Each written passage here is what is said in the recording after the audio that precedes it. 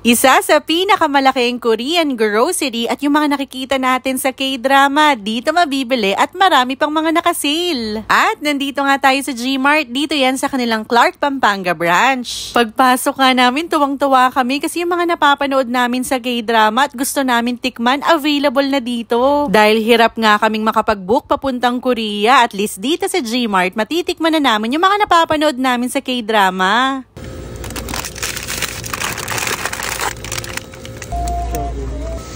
O, diba? Craving satisfied talaga. May mga nakasale nga rin ditong cookware. Sakto, mahilig kami magluto ng ramyun. Perfecto kapag Netflix and chill. Available na rin dito ang mga frozen goods, mga pang-samgyup sa bahay na hindi mo usually mabibili sa ibang grocery. Feeling nga namin nasa Korea na rin kami kasi halos lahat bago sa mata, halos lahat din gusto namin tikman. Mahilig nga talaga kaming pumunta sa mga Korean mart. Ang iba lang dito